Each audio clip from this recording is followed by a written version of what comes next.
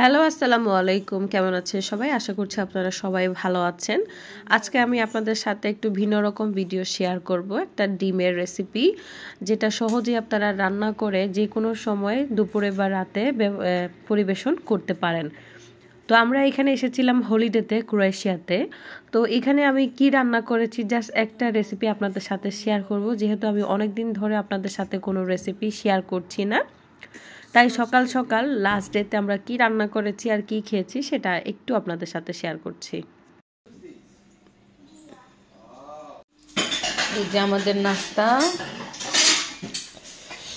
আর এই যে আমাদের রান্না বান্না। আজকে ডিম রান্না করব, ডিম ভেজে আলু দিয়ে আলুর দমের মতো রান্না করব।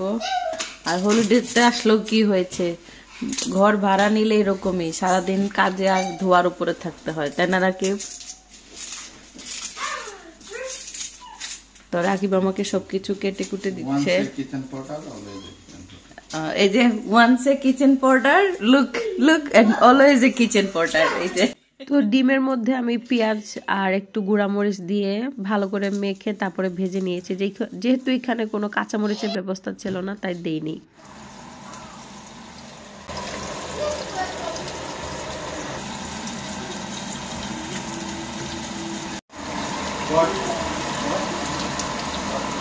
আলু, টমেটো, পেঁয়াজ একটু ভাজা ভাজা করে তেলের সাথে ভাজা হয়ে গেলে মশলা দিয়ে দিব। এই হচ্ছে আমাদের মশলা। আমরা ওইখান থেকে আসার সময় 100 গ্রামের যে মশলার প্যাকেট পাওয়া যায় সেগুলা নিয়ে এসেছি। এই হচ্ছে সব মশলা: মরিচের গুঁড়া 1 চিমটি, জিরা, ধনিয়া, হলুদ, আদা পাউডার সব দিয়ে এখন নাড়া দিয়ে মশলা কষিয়ে নিব।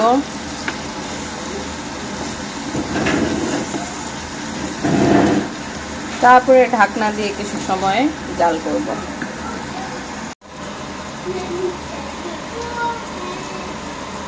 মশলা কষানো হয়ে গেলে আমি দিয়ে দিব বিনস। আজকের এই হেলদি ফুড করার জন্য আমি এখানে বিনস রেখেছি।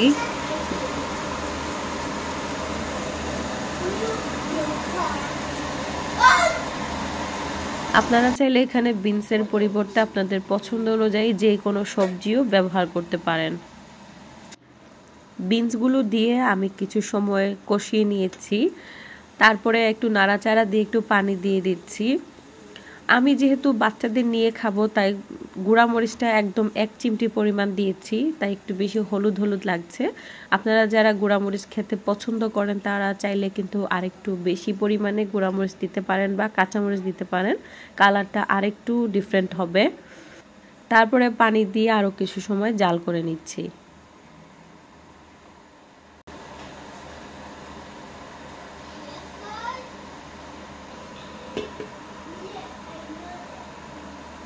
মশলা কষানো শেষ, আলু মোটামুটি সিদ্ধ হয়ে গেছে। এখন আমি এই যে ডিমগুলা ছেড়ে দিব।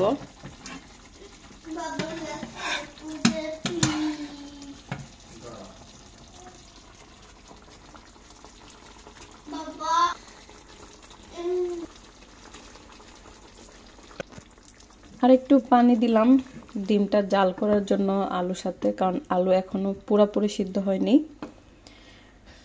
এখন আমি just 10 minute medium to low হিটে জাল করলেই আজকে ডিম আলু বিনসের মজাদার হেলদি একটা তরকারি রেডি হয়ে যাবে দুপুরের লাঞ্চের জন্য বা ডিনারের জন্য।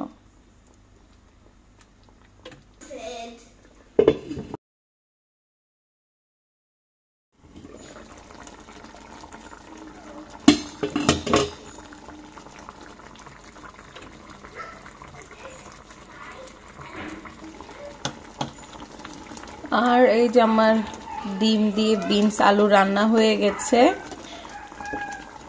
এখন আমি চুলা বন্ধ করে দিব, যেহেতু এটা ইলেকট্রিক চুলা। আরো 4-5 মিনিট বা 7-8 মিনিটের মতো এটা গরম থাকবে, আর ঝোলটাও একটু টেনে যাবে। আর নামানোর আগে তো অবশ্যই লবণটা চেক করে নিতে হবে। এগুলো হচ্ছে আসলে হলিডের সময় সিম্পল রান্না বান্না, অল্প সময়ে রান্না হয়ে যাবে এবং প্রোটিন আর যে ইয়েগুলা দরকার আপনার খাবারের মেনুতে সবই পাচ্ছেন, কারণ বিনস, ডিম এগুলা প্রোটিন আছে প্রচুর। তো একটা তরকারি দিয়ে কিন্তু চাইলে আপনারা সিম্পল ভাবে হলিডে করে নিতে পারেন, আবার চাইলে আপনারা অনেক কিছু রান্না করতে পারেন, চাইলে সারাদিন ধরে রান্না করে হলিডে শেষ করতে পারেন, এটা আপনাদের তো ইচ্ছা। কেমন লাগলো আমার হলিডে রেসিপি? আশা করছি আপনাদের কাছে ভালোই লেগেছে। যদি ভালো লেগে থাকে প্লিজ লাইক, শেয়ার আর সাবস্ক্রাইব করতে ভুলবেন না। কমেন্ট করে জানাবেন আপনারা হলিডেতে গেলে থাকার জন্য কি কি রান্না করে খান বা কি কি সিম্পল রান্না আপনারা পছন্দ করেন।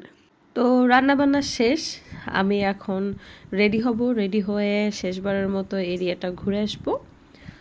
আর আমার ব্লগ চ্যানেলে আমি পুরা হলিডে ব্লগ শেয়ার করেছি এভরিডে। আপনারা চাইলে আমার ব্লগ চ্যানেলটি ঘুরে আসতে পারেন। আমার ব্লগ চ্যানেলের নাম হচ্ছে সালমাস ব্লগ। যদি ভালো লাগে তাহলে সাবস্ক্রাইব করেও আসতে পারেন। তো আজকে এইখানেই, সবাই ভালো থাকেন, সুস্থ থাকেন। আল্লাহ হাফেজ, আসসালামু আলাইকুম।